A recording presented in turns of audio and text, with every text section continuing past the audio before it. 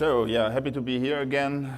Let's discuss a little bit about the current situation of the quantum tech ecosystem and in let's call it in uncertain times. And over the last couple of years, we have seen an incredible trajectory in terms of development in this ecosystem.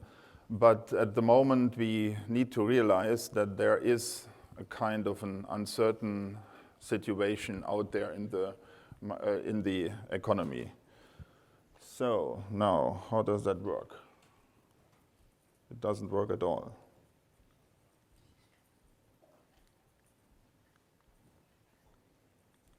So nothing is working. Ah, okay, that looks better. Thank you. All right, so let's try to see how the ecosystem is doing, and we will do this from two angles. On one angle will be from the financial side. So how is the investors community looking at this ecosystem at the moment? And the other angle will be from the customer's perspective. So how are customers currently reacting to the situation? So what we can see here is that there is an increase in uncertainty from the macroeconomic perspective. And this, of course, has some influence on emerging technologies, as you can see here. So when you look into different technologies, you see quite a reduction in equity investments in those tech areas. And the question is now, is this also the situation in the quantum tech ecosystem? And when we look at this, we already saw in 2022 that the investments are plateauing at a very high level, but we didn't see any increase in the investments based on the numbers we have seen in 2021 and 2022. What we also saw is that there was a reduction of new startups being launched and being created over the last couple of years. So we had the peak in 2018, and then we had a continuous decline until 2022. And the question is, how will this continue, or how will this now even slow down more based on the economic situation, or will this continue as it is, or will this even increase? What you now will see is a first preview on the numbers which we will communicate for 2023 in our next version of our Quantum Tech Monitor, which will be launched in February-March timeframe next year. But what you can see here is that there are some substantial announcements already being made over the last couple of months in 2023. So we also included the Sandbox announcement in 2023.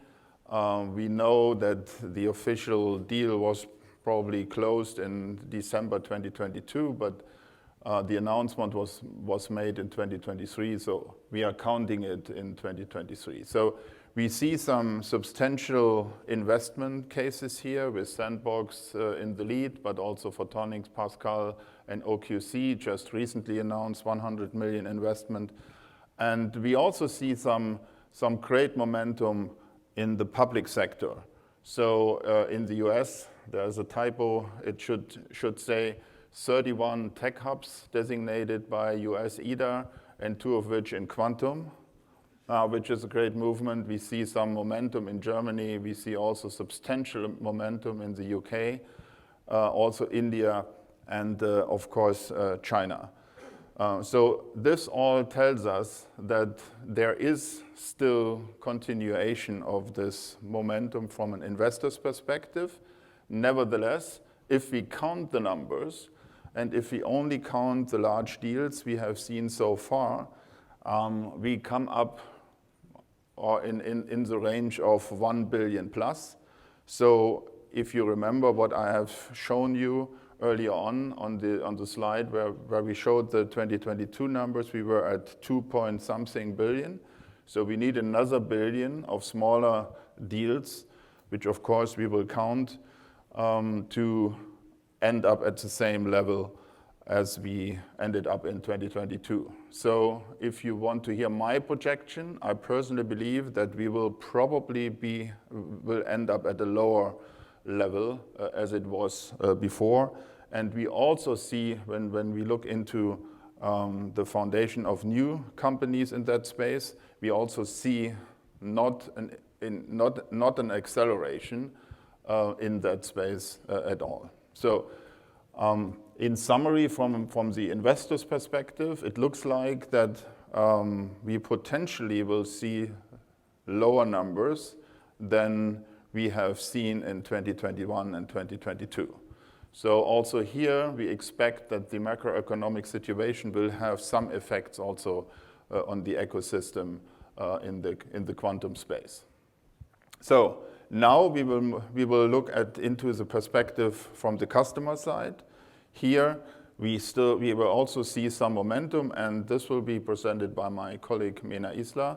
Mena is an associate partner in our San Francisco office, and she will talk about the customer's perspective.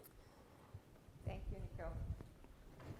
So looking at the customer side, what we're seeing is that there's really a number of industries that are expected to see really a lot of value coming out of the quantum technology realm. A couple of those that we see sort of earlier on and with higher sort of numbers of impact are chemicals and life sciences. Each sort of between 100 and 200 billion impact by 2035. So that's kind of one area. Obviously, some of the use cases related in this space between sort of production, R&D of molecules, et cetera, and some optimization cases. But also in life sciences, there's obviously clinical trials optimization that also is expected to contribute to that number. Then we have two industries that are not exactly the same, but related, obviously, automotive, and then the travel and transportation logistics sector. Some of those use cases will include route optimization. It would also include in the automotive space things around production, scheduling, optimization, for example, as well as new materials, thinking of new batteries as an example. And then lastly is financial services. And so we'll go a little bit more into detail into some of these, but especially sort of in the corporate banking space, we see quite a number of use cases that have a large potential, but also in investment banking, retail banking, and payments. So I think what this shows is that for enterprises, there is actually a large value at stake, and we'll go through what we see as sort of early use cases for these companies and sectors, and then what that means in terms of what companies can do today, also in sort of context of a somewhat tightening investor landscape. So focusing first a little bit as a deep dive on mobility. So this includes both the automotive sector, but also goes beyond that, includes shipping, includes logistics. What we've done is looked at sort of what are the use cases that we see in the field, what we see different companies experimenting with, also from the academic side, and especially in the sort of further out space, and then started to look at, how do these use cases map against the resource requirement, especially in the NISQ era, as the hardware is still scarce. So what we see is in the earlier ones, sort of in the pre-fault tolerant phase, we do see sort of traffic flow optimization, fleet optimization, and job scheduling as some of the use cases that are being actively explored by companies in the field. Those are areas that you can get some benefit and start playing around with earlier on with fewer qubits available. As hardware gets better, you get into topics such as vehicle design, battery design, dynamic warehouse optimization, and so on. And then as you go further out, you do see sort of potentially supply chain resilience optimization or very complex path planning and route planning optimizations coming along. So those are some of the use cases and how they map over time. Obviously, as research progresses, there might be one or the other surprise in store of like use cases that will sort of move forward and can be explored earlier on. But it's interesting to look at also what the companies are that are exploring this space actively. And there's really kind of three clusters of use cases that we see being explored. One is, as we said, the battery and fuel technology. So this is material simulation and optimization. And so we have a number of companies, especially in sort of the automotive OEM space, that are looking into that. The second cluster is around enhancing route optimization. And so as expected, you see more of the logistics companies there. You see some of the sort of more airline and sort of Airbus and so on in there. But you also see the automotive OEMs interested in that, especially as they're thinking through new models of transportation and mobility. And then the last one is sort of vehicle design and manufacturing, predictive maintenance, and supply chain. Again, that one is a little bit across different sectors. It goes from companies like Bosch that are active in the sensor space for automotive, but also more in sort of equipment for manufacturing, but also to some of the aircraft manufacturers as well. So again, just paints a picture across sort of the logistics, mobility, and automotive space in terms of where enterprises are exploring and placing their bets. We'll do a deep dive now on the life sciences space. So again, similar picture, we wanted to look at, kind of what are the use cases and how do they develop over time that can be tackled and explored using sort of the quantum hardware that's available.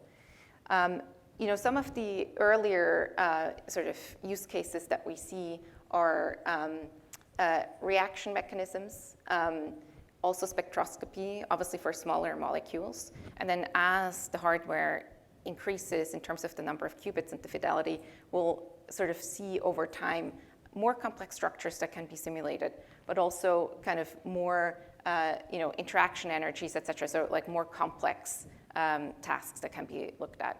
And what's interesting here is it is not only applicable to sort of the R&D stage of life sciences, but also the production if you think about catalysts, et cetera, that can be designed and improved.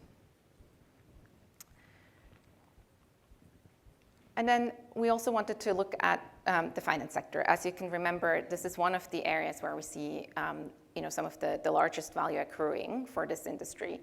So what we did is we looked at sort of the impact across sort of different subsectors of the industry. And we do see corporate banking as one of the ones that by 2035 will get to almost 200 billion impact. Followed by risk and cybersecurity, and obviously there is sort of the element of kind of quantum communications to secure communications of very sensitive data in there. And then we have a couple of others, including retail banking payments, et cetera. I think here what's important to think about is what's the incremental impact of quantum versus high performance computing, as well as what's the latency and sort of the time frame that you have. And so some of the use cases that we do see have an early impact are the ones that are complex enough, but also aren't necessarily super time critical.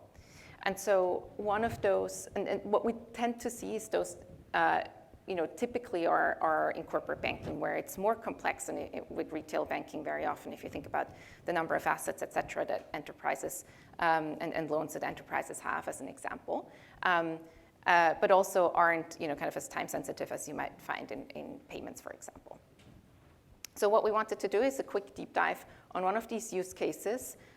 Here we picked collateral optimization.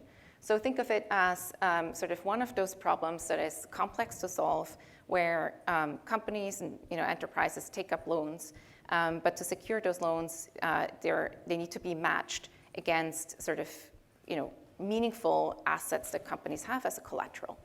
And so what you find is, because this loan structure is very complex with enterprise customers in banking, you actually want to have, kind of big loans matched against, sort of big assets, if you will, quote unquote, where assets can include anything from ships or factory buildings, et cetera, that companies, that are on companies' balance sheets and that they own.